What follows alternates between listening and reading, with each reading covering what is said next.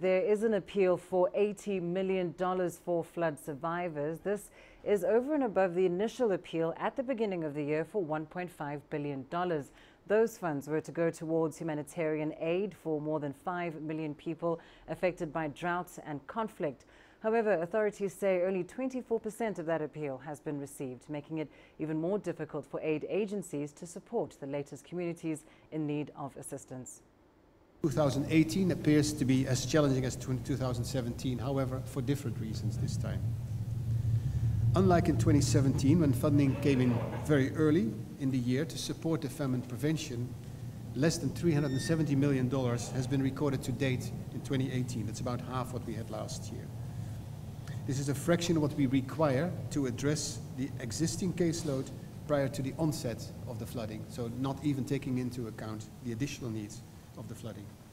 As climate change risks invariably increase, more resources are needed to address the root causes of fragility, chronic poverty, and low human development that are affecting the bulk of the population.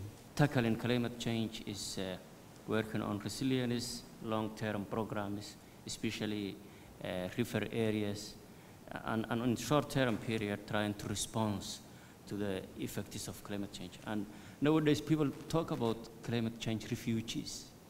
And truly what we are experiencing is displaced people, displaced because of climate change. Well, let's bring you more insight now on the situation in the Horn of Africa. We're joined in studio by Nigel Trix. He's the Regional Director for East Africa and Yemen for the Norwegian Refugee Council.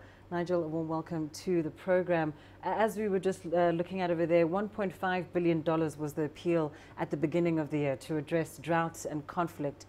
Just talk us through what this latest humanitarian crisis has done to the concerns that are emerging, and of course especially to response priorities and how you are addressing them. Thank you. Well, the countries of the Gulf of Aden receive more rain and wind in a night than they usually receive in an entire year. And as you've suggested, they're more used to drought than they are storms and flood. And so the infrastructure, people's livelihoods were not ready for the kind of damage that was wrought. So they've woken up in the morning, they've lost their shelter, they've lost their household assets, they've lost their livestock. Livestock they depend upon for their livelihoods. But also they woke up to find that essential infrastructure like schools and electricity substations are now flooded. Life has shifted, and people are now exposed to the elements and they're very vulnerable.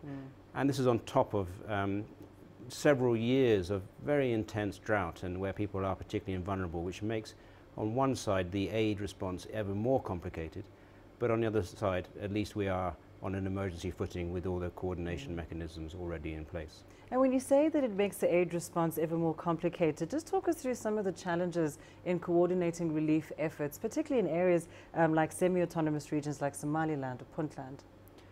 Well, wherever we work with the local authorities of that area. It can be, in Somalia's case, the federal government in Mogadishu, but also with the authorities in Hargeisa, but also with subnational authorities, county, ward authorities who coordinate aid at their level.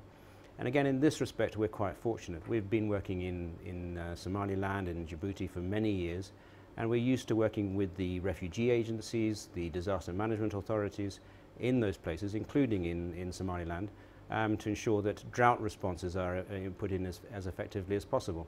In this case, we're now working with them in quite a different context to ensure that flood response is coordinated and implemented effectively. And just a moment ago, we were speaking to our correspondent in Mogadishu, and he suggested that perhaps both local authorities and international agencies were caught unprepared this time around, or at least a little bit off guard for the devastation that this particular cyclone would bring. Just from your perspective, what role now can the international community play in helping those that have been affected by the cyclone? Well, I think it's true that we are more prepared for drought in this area. I think the lesson from this particular crisis is that as we talk about climate change, it's not just droughts that come around with ever greater frequency and intensity, but we can now expect floods to come with ever greater frequency and intensity. They may not cause the damage that the droughts do in this particular region, but we have to be prepared.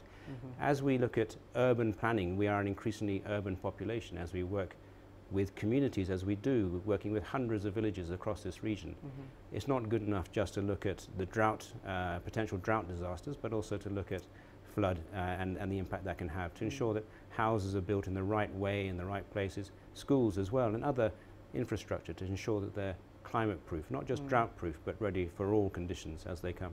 And when we look at the situation as far as climate change concerns, it seems like this is the kind of future we need to be preparing for, that these kinds of situations may indeed happen more often. From your perspective, what kind of resilience, or how do we build more resilient communities to ensure that communities can survive unexpected weather occurrences like this? We must prepare for further climate events, droughts and floods, cyclones, storms, wind.